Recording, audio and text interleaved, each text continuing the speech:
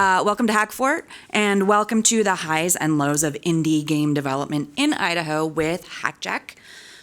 Jed Steen, aka HakJak, is an Idaho native and a self-taught video game developer, and I'm gonna let him take over and give y'all some cool stuff.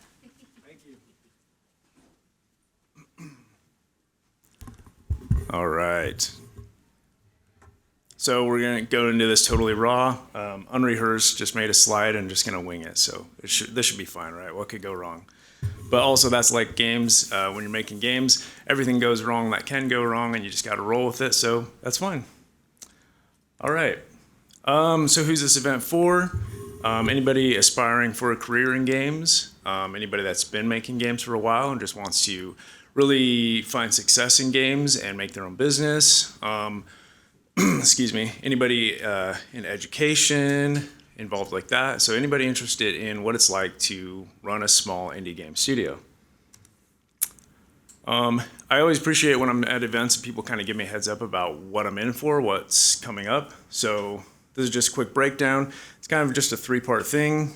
Just going to kind of tell you guys my story, everything that I've been through, and some stuff that I've learned along the way. So hopefully you guys can not learn the hard way like I did. And then at the end of this, we have kind of just an open AMA, and there might be some other people involved.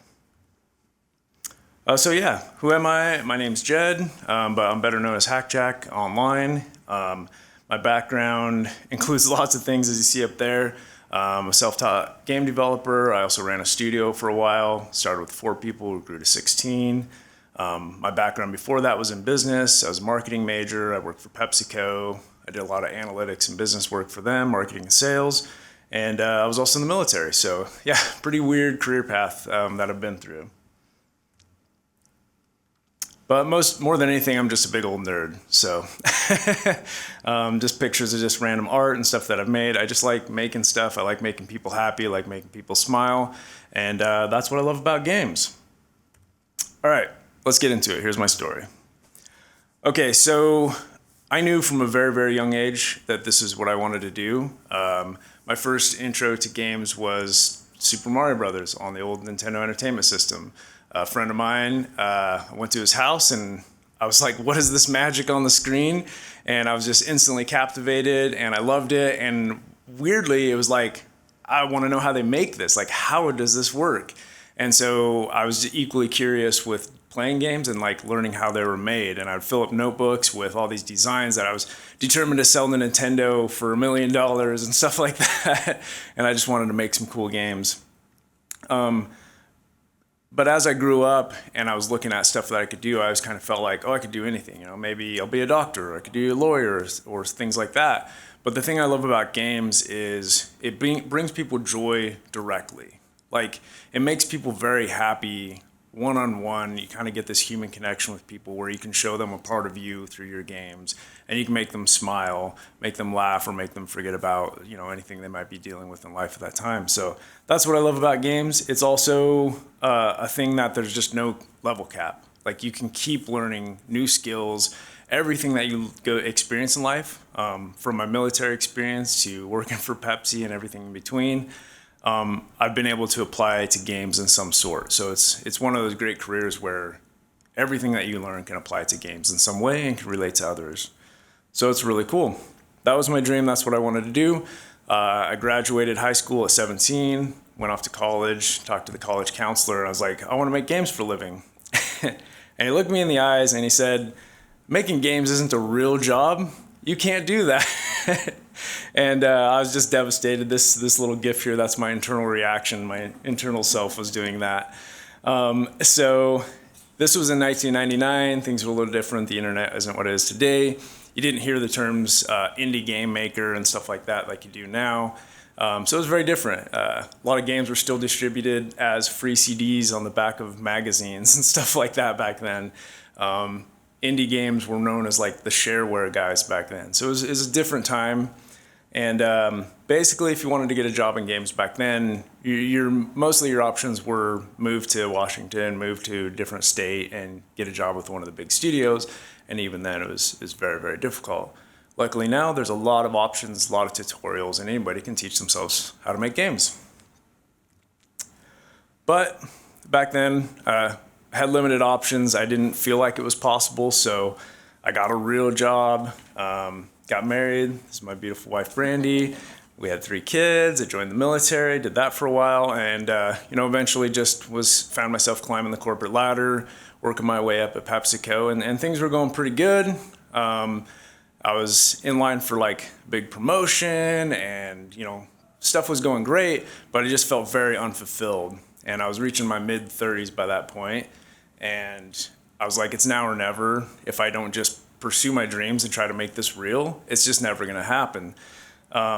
So I guess you could call it a midlife crisis. I don't know what you want to call it, but didn't go out and buy a big fancy red sports car. I didn't have an affair. I didn't do anything crazy. I did something scarier. I went to my wife and said, honey, I'm going to quit my job and make games. But actually, she was super, super supportive. She's like, go for it. I know you've wanted to do this for a long time. So I was very thankful to have that. My whole family supporting me, because at this time, I was still finishing college. So I was doing like half-time enrollment in online college. I had a demanding job as a manager, so I was working 50 hours a week. So basically, I just had very little time to do something like this, and it felt impossible, but something just told me, just do it. You'll figure out the way as you go along. So I take a realistic look and make a plan. I was like, okay, what's my budget for this? $100.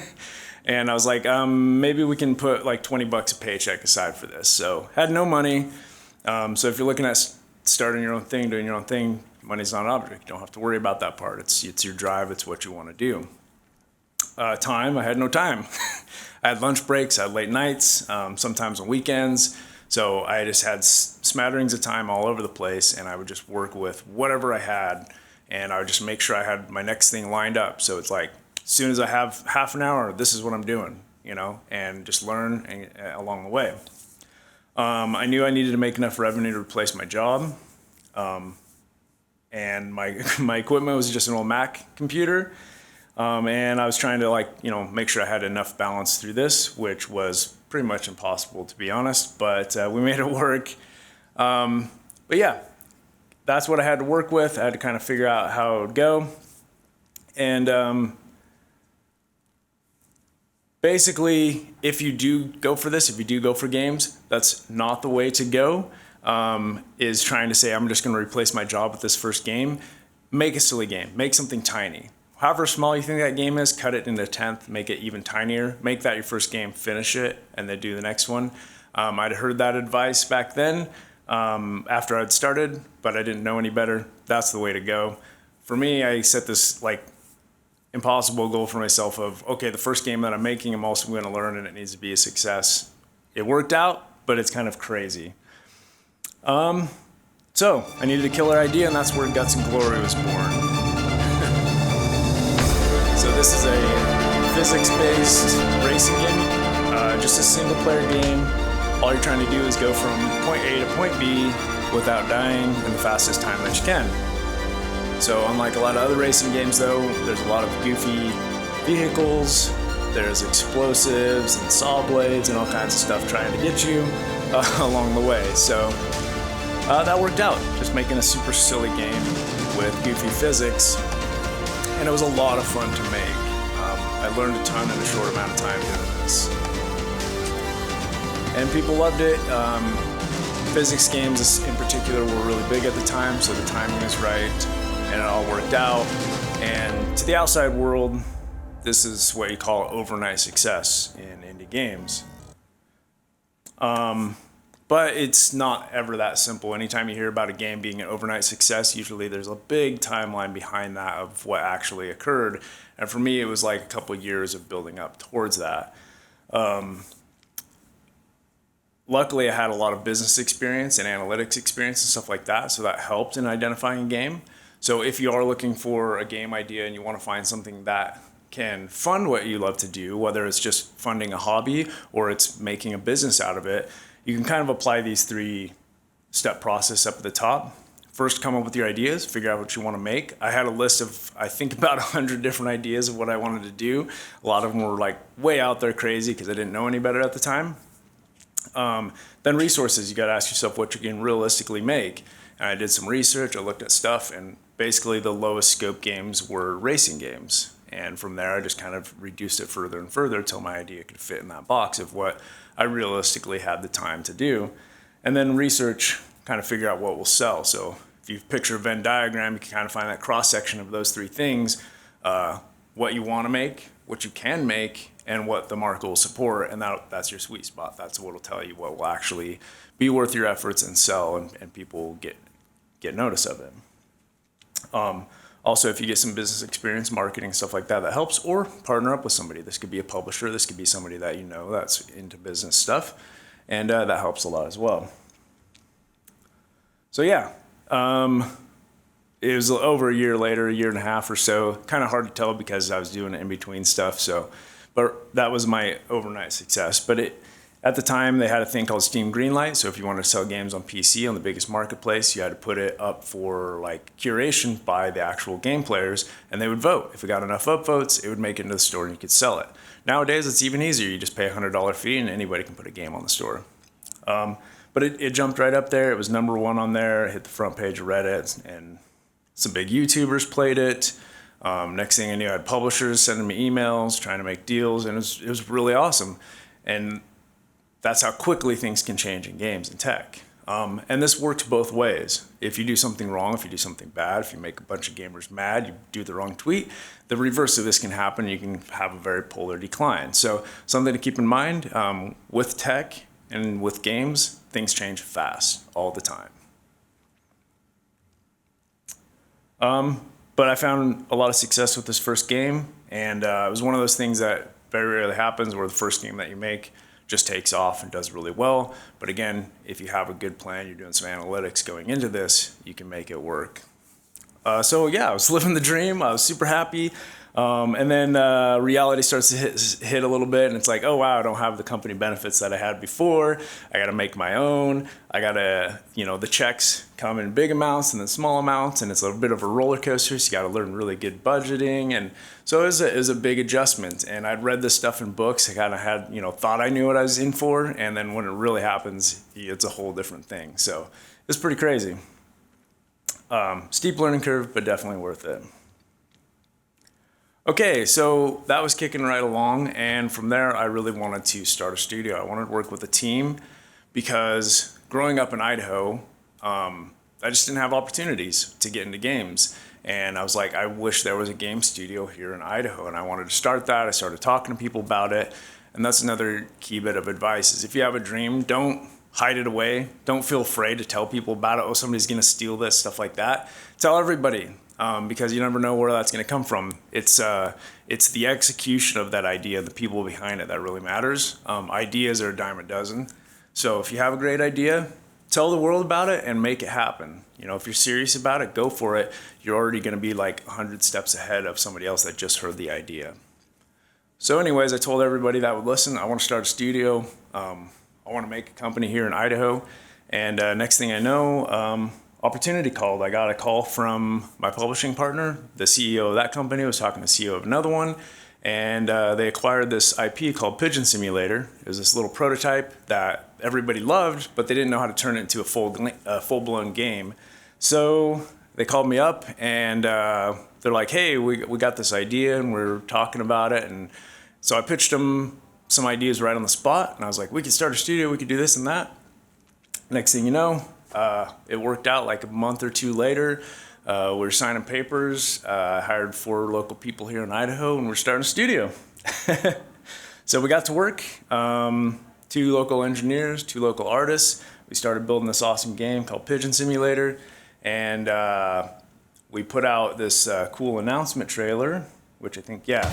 So we put this trailer together. Before we even had much programmed, we just had some basic flying abilities, some silly stuff you see here, and just a prototype level that we weren't sure exactly what we were doing with yet. We put that out there just to show people this is our goal. Like, this is kind of what we want to do. We want to have this kind of feel. And so a lot of what you see here is just prototype play, testing stuff, or mock-ups to just show the vision.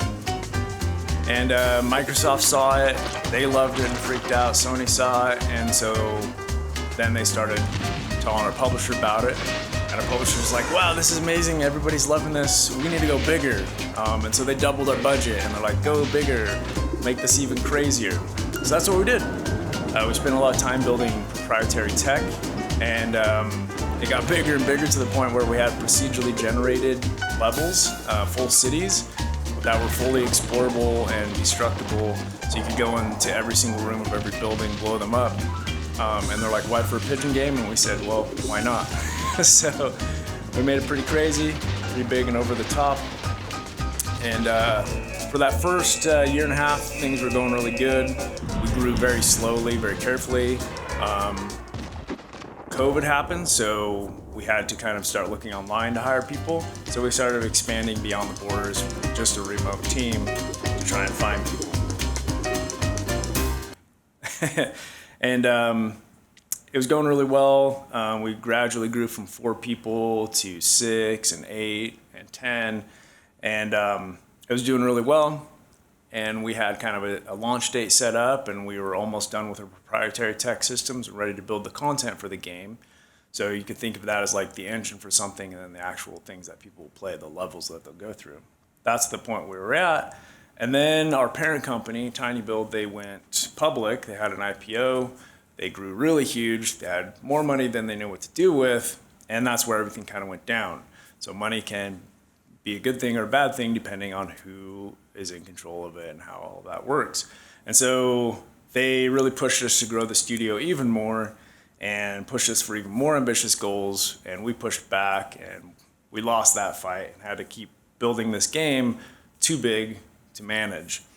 So there NDA, so I can't talk too much about this kind of stuff, but I can talk about public knowledge. Basically, the IPO value of our parent company fell 98% in just 2 years. So it went from almost $500 million to the verge of bankruptcy. That should give you an idea of what we're dealing with all of this. So it was a little bit tough. We made the best of it. We thought we were in pretty good shape because we had a nice deal with Microsoft and stuff. But unfortunately, they pulled the rug out from us just before Christmas of last year. So just like that, with all indicators of the opposite, all communications of the opposite, and planning and talking about the future, they suddenly reversed that 100%, pulled the rug out from under us and said, sorry, we have to shut down your studio and a bunch of others, and they let a whole bunch of their workforce go. Just poor management, poor budgeting. And so, yeah, that was very unfortunate. That was a tough blow, working on a project for 3 years, putting your heart and soul into it, and then having it taken away. And this kind of stuff happens a lot in the game industry because you have a lot of people that are kind of new to management or new to having like these levels of money to manage and stuff like that. And so it happens a lot in this industry, and just in the entertainment industry at large, because it's a very speculative industry. Everybody's trying to outdo the other ones, and it's always kind of this race. So something to keep in mind if you ever get into games, either as a career or doing your own thing, you really got to watch out for that kind of stuff. So, yeah, this can kind of paint a picture of what that looks like. 2 of the people up here, this was in PC Gamer.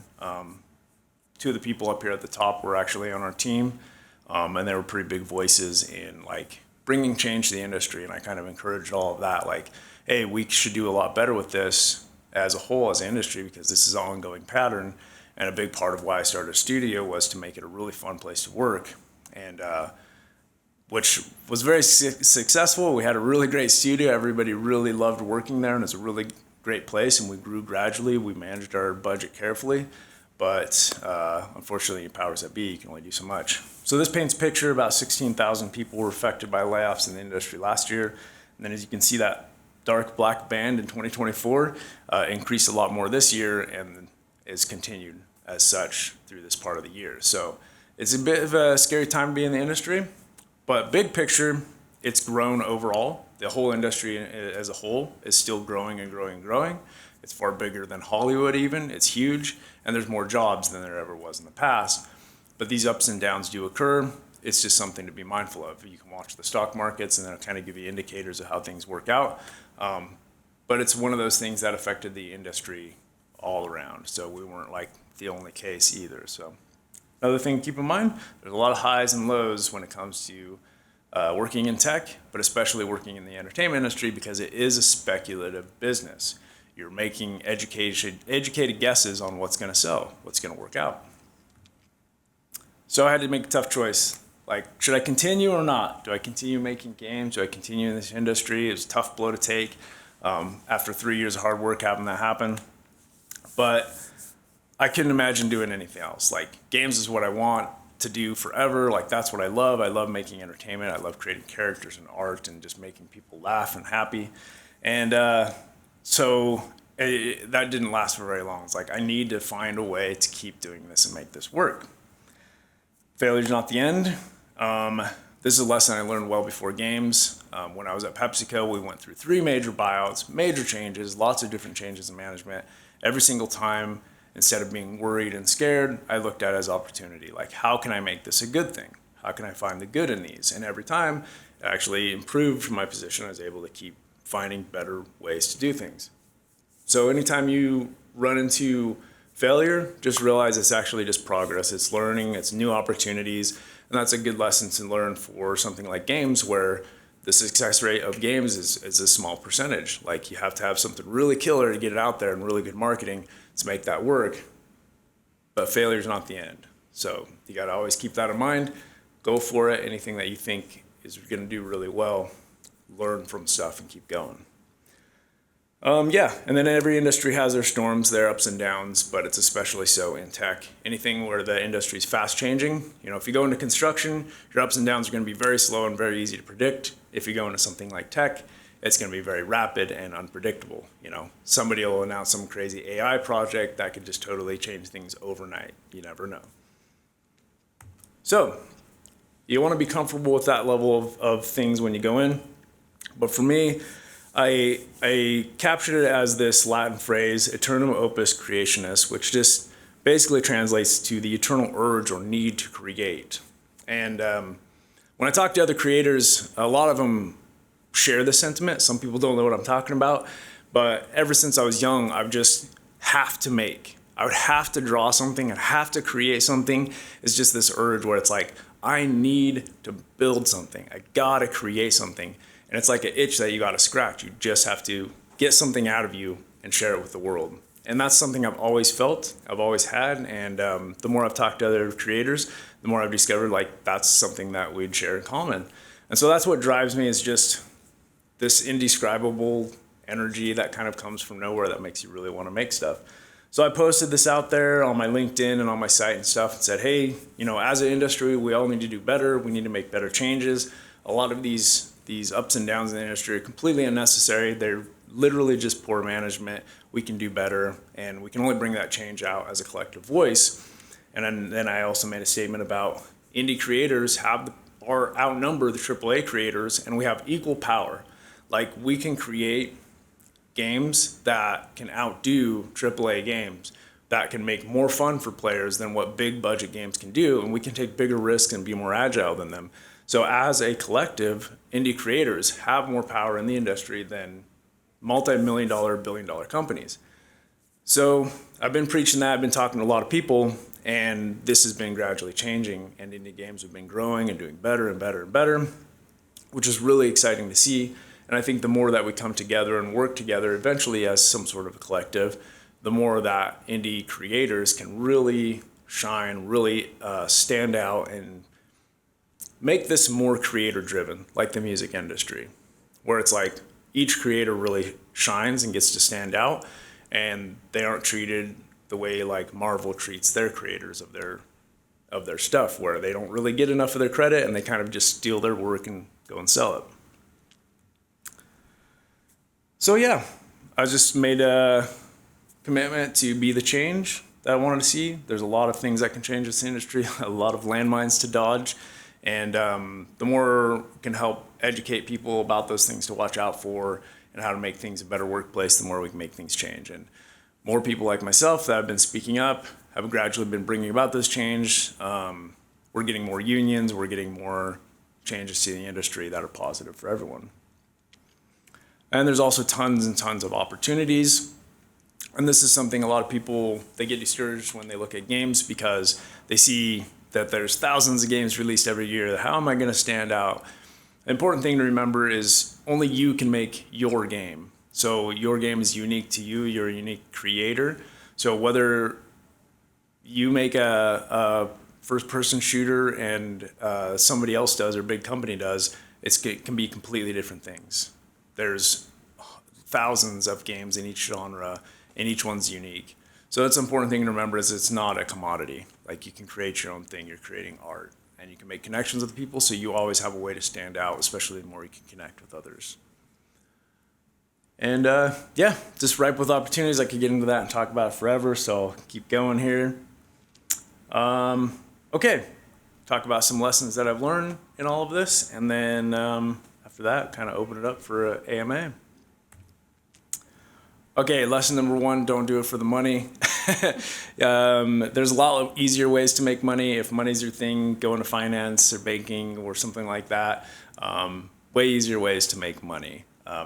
If you do it for the love of it, you just have that urge and need to create, you just love games, or you feel like I'm really good at this is my thing, that's my calling, go for it. The easiest way to find out is just do it. If you've been curious and you're here like thinking about making games or getting a career in games, just try it. The sooner you try it, the sooner you'll find out if you like it or not. So yeah, salaries and benefits can be super good. The profit margins are on par with like the banking industry. So there's a ton of money flowing through there, but it's highly competitive. It's very hits driven. It's a speculative market. And most games fail, about half of them before they even launch. So one more of those reality check sorts of things. You got to go into these things with realistic expectations and know what you're up against and plan accordingly. This one right here, if there's only one thing you take away from this whole thing, this is, in my opinion, the most important one right here. Know what you want. Having a very clear, concise image of what you want in life is more important than knowing how you're going to get it. Basically, every big goal that I've set out to do, every big thing, I went through with that mindset of like, I'll figure it out as I go, I'll find my way. And that's always worked out well for me, because the reason that works is when you have a clear vision in your mind of what you want, the kind of business you're going to do, the game you're going to do, who you're going to work with, what you want your job to be like, whatever it might be, the clearer that idea, the more you'll recognize the opportunities when they come along. You'll know, oh, this is a person I should definitely be talking to, or that's a job I should apply for, or whatever the case might be. When I was hiring people, I would go through thousands of applications personally looking for who to hire, and I saw a lot of good and bad ones along the way, mostly bad. And one big thing is a lot of people come in with really no idea what they want to do. They just come in and say, I'm a 3D artist, and they would put some 3D renderings in there and stuff like that. It's like, well, you're applying for a job in games, so you want to know that applying for a job in games is a little bit different. You need lower poly game stuff. It's a good idea to get some experience with a game engine and know how to put your model into a game and make it look pretty.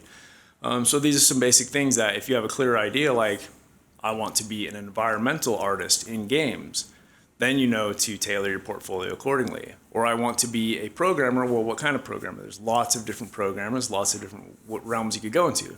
If you really like getting in the nitty gritty and solving complex problems, you could be a systems engineer.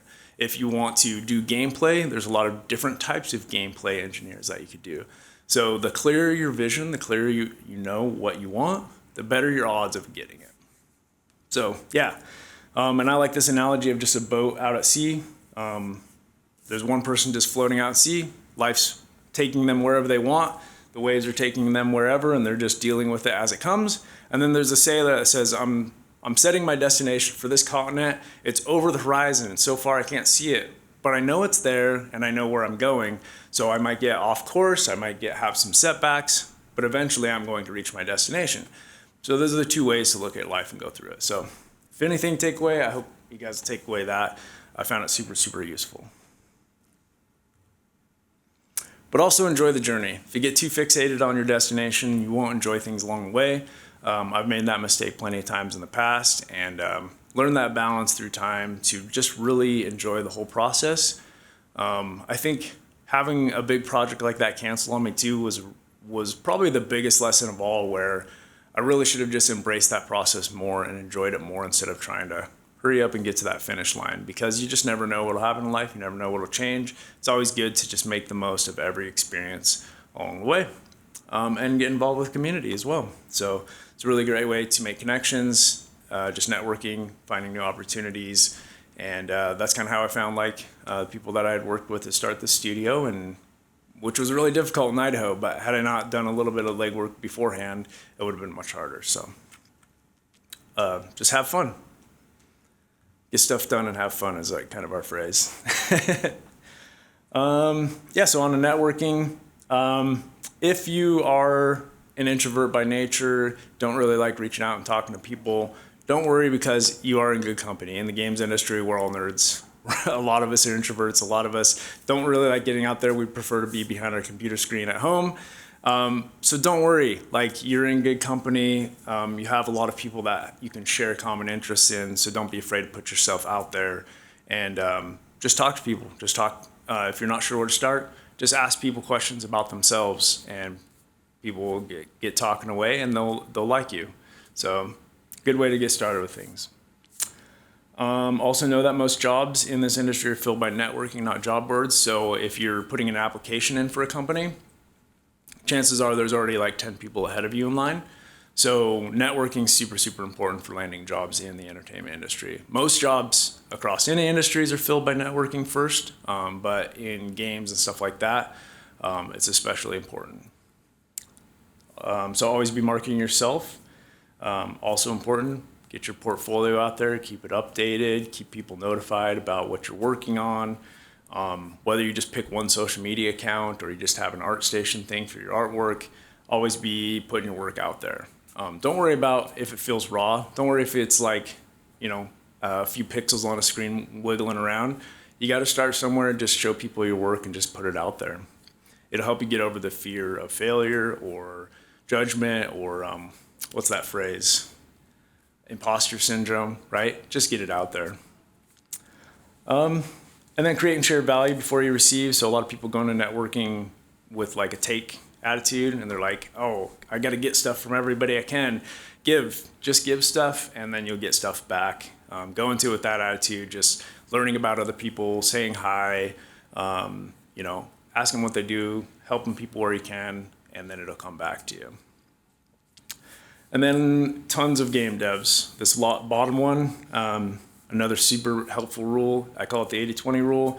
Spend 20% of your time on biz dev. So whether that's marketing yourself or networking, working on your portfolio, whatever the case may be. A lot of game developers, they know games and they know what's fun to them and stuff like that, but a lot of them struggle with marketing. They don't know how to get their game out there. They don't know a good publishing contract when they see one versus a bad one, and a lot of people get raw deals. They get mistreated in the industry, whether they're just working as an employee for a big company or they're publishing their own game. So spend some of your time learning those things, learning what makes a good contract, learning good things about companies, marketing yourself. It all helps a ton. Get dirty, or in gamer lingo, get some XP. These top two parts are super important. The more you talk about something, the less likely you are to do it. So if you have a big dream and you keep talking about it, just do it. It's much easier and much less pressure to just do a thing and then show people, hey, here, look what I made, than it is to say, I'm going to make this thing and feel all that extra pressure on yourself. Don't do that to yourself. You want to make a thing, just go for it. And if it comes out a tenth of what you expected it to be, nobody else knows that but you, and you can put that out there and be like, hey, look what I made. And you'll feel a lot more at ease and have an easier time. Tons of ways to get XP. Luckily, you can download game engines for free. You can learn stuff with Unity, Game Maker. If you're younger, you can learn with Roblox, Minecraft. Tons and tons of options for learning how to make games and experiment. To give you guys a quick example, one of the #1 selling games in the world right now is called Lethal Company, and was made by a very young kid that started with just making Roblox mods. Then he learned Unity, made some games in there, and he had a massive, massive hit that outsold the biggest video game companies in the world. Now again, don't do it for the money. It's not all about the money. He did it because he loves making games, and he got really good at doing that. but he also made sure to spend a good portion of his time learning some marketing, learning how to put his name out there and stuff. So anyways, jump in there, get your hands dirty, see if you like it. My kids, they thought they really wanted to make games. They jumped in, they started doing some stuff, and after a little while, they're like, this one's not for me. That's the fastest way you know. I've talked to other people that they started thinking they wanted to be a programmer. They went to school, they started their first year of school, they started dabbling with 3D modeling, fell in love, and then became an artist. You don't know until you try, so just jump out there, get your hands dirty, do different things. And when you're young, or you have young kids, encourage them to experiment, lots of stuff, introduce them to all kinds of different things. That's how they'll kind of find their way. Don't leave them up to just college to find out where they want to go in life. Okay, this is an old phrase, demo or die. Any old-time engineers here would know that it's related to what's called agile software management. But it's basically this phrase that says, if you want to know if your software is good or not, you need to get it in the hands of the people that are gonna use it as soon as possible. I think it applies really well to games too. Build a silly prototype, build a game, get it in people's hands, see the reactions, and you'll have real feedback to use to improve your game and go from there. If you want an example of that, I've got a booth over at the Big Room 400 over there, and I made a silly game there in 2 days, just a little prototype, and just to see what people think of stuff. And I kind of did it as like to do a self-imposed game jam and show people, hey, you can make something silly and quick and put it out there and see if people like it, see if it's fun, and you get some feedback. If you're just learning and starting out, realize your game might just be a square moving around on a screen, eating some other little squares, right? That's fine. You start somewhere and you just put it in people's hands ASAP. I've known developers that literally worked on stuff for 5 years before they showed anybody, and they were too far into the process to apply that experience and tweak their game. And so they put 5 years into work in a game that unfortunately didn't sell for them. So don't do that. Put it out there. Early is the key for these kind of things. And if you're applying for a job, it's also important to show your work. Tons of people that apply to tech jobs don't show their processes, and so they have to rely on the interview process to kind of weed those people out. Show it if you're an artist, show your wireframe, show your process of doing stuff. If you're a programmer, make a quick video, like a minute, 2 minutes, explaining some of your processes, stuff like that. It's super helpful in applying for a job. Just having that sort of info up front for employers will help give you a leg up over many of them, especially in programming, where the resumes are usually very dense and there's a lot to filter through. The more you can help people parse that out, the better it'll be for you. So, or as they say in Rick and Morty, show them what you got. Oh, and that's it. So yeah, I was gonna have a AMA at the end of this, but we also have one scheduled here in like 20 minutes that I think Kevin's another developer is coming in for as well. So I'll answer any questions anybody might have now. We can take a break, and then whoever else is going to be on the panel, you can ask them questions and stuff as well. So that's it. Turn it over to you guys. Yeah. Yeah. So how long did you start to your current state? Like how many years did you put into this? I've been working on games in the game industry for about 7 years now. Mm-hmm. Yep.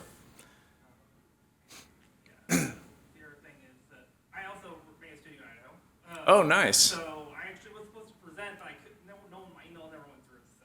Oh, okay. Oh well. But we have a booth right next to you in 400. Nice. And we started 10 years ago. 10 years ago, this Wow. month is our anniversary for Dragonlawn Studios. Wow, that's awesome. We have some prototypes we worked on. We've released probably 10 games in the last couple of years. So we're back in Idaho. I'm not living in Idaho anymore. I moved. But came down for the event and want to be able to showcase what we have and also support Idaho game developers. I was also an organizer for Idaho game developers for years. Very cool. But yeah, if anyone else wants to try one of our games as well, feel free. Right next to it. Right Yeah. next to the 400 building or 400 room. Very cool. Yeah, maybe you can be on the panel and stuff. To be honest, Yeah. like I said, I sent emails but never got a response. Yeah, I think it's pretty low key and open, so yeah, All right, cool. we'll play it by ear. Yeah.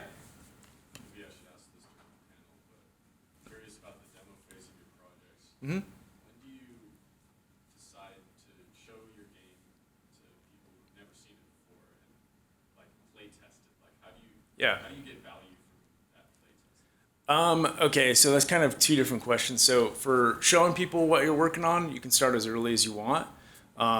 If you're, it's in different positions. If you're running a company, it's a little bit different how early you want to show versus if you're getting started on your own and you're a solo developer, you're making your first game, or you're looking for a career. If you're doing any of those last two options, show early as possible.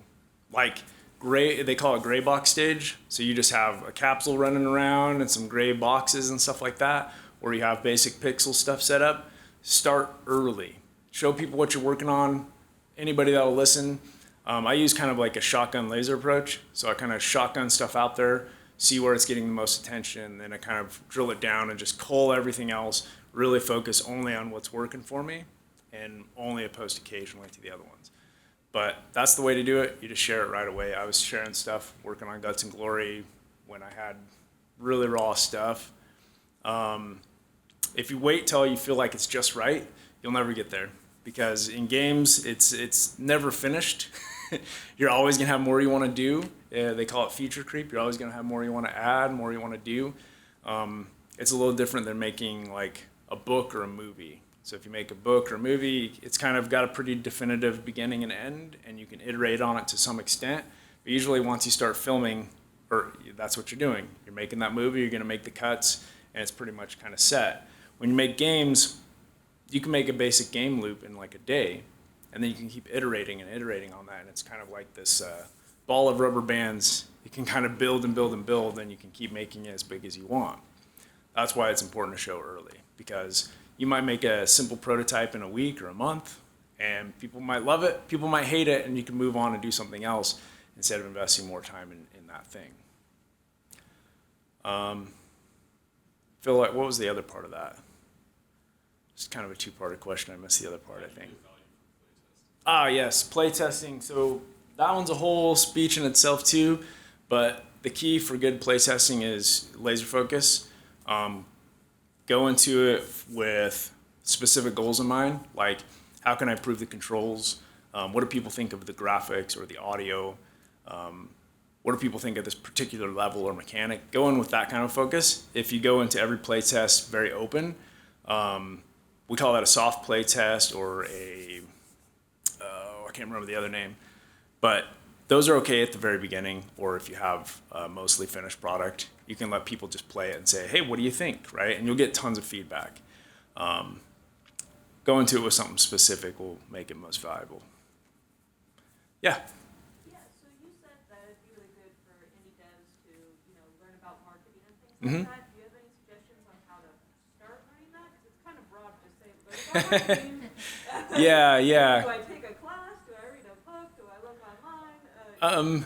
What's your suggestion? So everybody learns differently. I think college stuff, if you're taking a class and stuff, my opinion with taking classes is do it for the paperwork.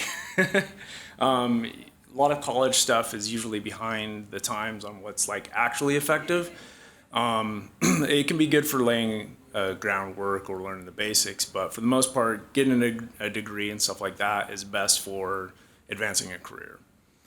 The real world experience is the most valuable, and the fastest way to learn that is just doing research online and talking to other people that have done it. So something fast moving like games, one thing I did was take a look at similar titles and how they launch their games. And you're actually able to learn a lot about how other games do stuff. Like I found a lot of them would post to a site called Imgur and then share from there to Reddit, and they would time it at a certain time of the day, and they'd share on certain groups and forums. And I learned this just by reading articles and kind of asking around, asking some questions. And then I learned how to effectively use GIFs by doing the same thing, and I'd time those right. And you can kind of pick up on the patterns that other people use by just looking up their articles, doing your own research online. Now, my background's in analytics, so that's a lot of what I did. But there are tons and tons of info out there. Tons of people doing YouTube tutorials now that'll specifically tell you how to market indie games, how to get your name out there, and all of that. You can get the same value from that or better than you can from any sort of course. So. What kind of marketing did you do for your first game? I did a lot of just guerrilla marketing. So I posted on specific sites online. Imager and Reddit being the biggest ones. Kind of built up a community on Reddit first by talking to a lot of people, and then I made sure to share it over on certain sites where there could be demos. So there's a lot of indie sites out there. IndieDB was one of my favorite ones. I looked for markets like that too. Like it's IndieDB is based in Australia, and so there's less focus over there than there is in America. So I was like, okay, I'm gonna put some focus over here and kind of establish some like roots in different places that are getting ignored. So you can look for niches like that you can put your demo out there and get people to play. Reddit's just a good resource in general too. There's a lot of stuff on there where people just say, hey, will you play my game? Give me feedback. What's some other ones? Free demos is a good way to market as well. Steam now does I think might be quarterly now. They do a thing called Steam Fest, and they put stuff out there for people to play demos and help you promote it. It's kind of a never-ending list of ways to market stuff, but the best place to start is just start with some YouTube searches and watching those videos. And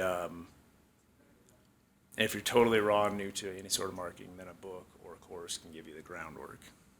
Did you have a question back there? Oh, I was gonna say, if I can throw in a resource, actually, there's like a really pretty well-known developer in the indie game space. His name is Rami Ismail. Yeah. And he does like a lot of really good like how to market your games. So I would look him up. He has like tons of free resources for marketing games. Awesome, thank you. Yeah. And luckily, it's one of those things where a lot of people in the industry just share everything that they learn pretty openly. So, because again, it's a little different than other industries. We're all learning and helping each other, and each game kind of, although we're all competition in a way, we also help each other out, and each game is unique. So a lot of people are just making completely different games, and so they help each other out, and we help grow. Yeah. Just came to mind. Are there any meetup groups here in Idaho? There used to be one. Yeah, there used to be one, and I was talking with the guy that does the Hackfort stuff about maybe getting another one started up. So we'll see where that goes. Kind of seeing who we meet here and go from there. But I would love for there to be a meetup group again around here. So yeah. So I mean, Boise's grown so much lately, and we're getting more and more tech people out here. So hopefully we can get a bunch of us gamers together. So yeah. So I saw the slide. I was going to ask you, but you had the 80%, 20% Yeah. game dev.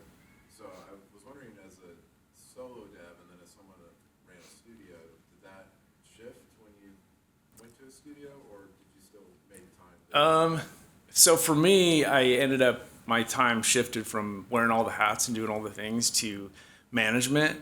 And so I basically didn't touch code and stuff for like the past 3 years. We do some internal game jams. Like once a year we do one of those, and I do some coding, some art. And so I felt really rusty when I was getting back in and making this little thing that was out there. So running a studio ends up being a lot of management. And so that's something to keep in mind too if you ever do grow and stuff. But solo, it's super important, and I think I still stuck with that for the most part as we went along.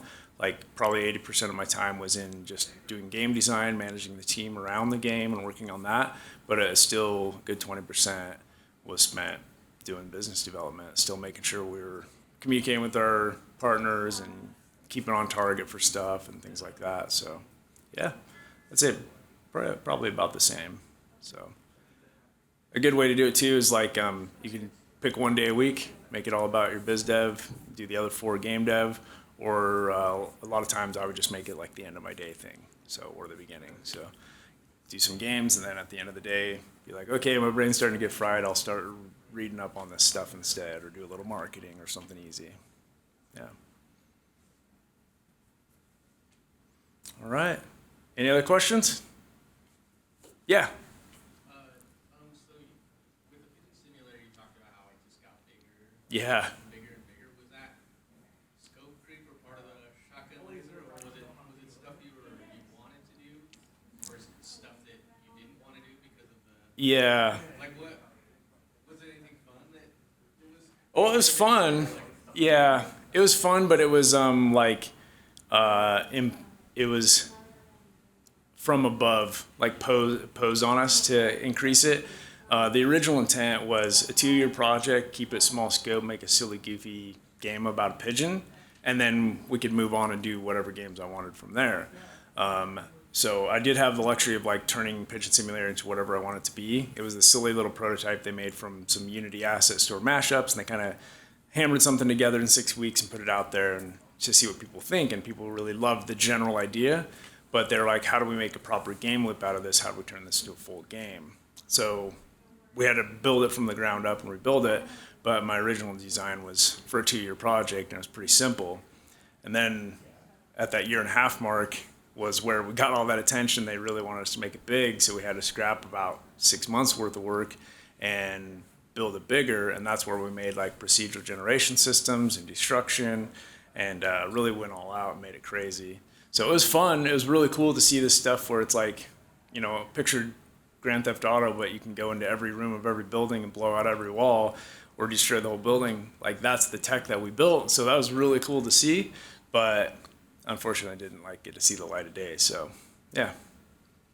But scope creep, if anybody's working on games, scope creep's your number 1 enemy. Be super aggressive about cutting everything. Focus on what works the best. My favorite example, my like big brother of games that I admire to grow up and be like, is Landfall Games. They make totally accurate battle simulators, some other ones. If you want a good example, check them out. They always start with a laser focused little prototype concept, and they kind of build out the core from there. And they're very careful about their scope. Very good example of how to do it right. Did you have a question way back there? No, I'm saying we're out of time. Oh yeah, we are. Okay, sorry. All right, I'll wrap it up right there. Thank you guys.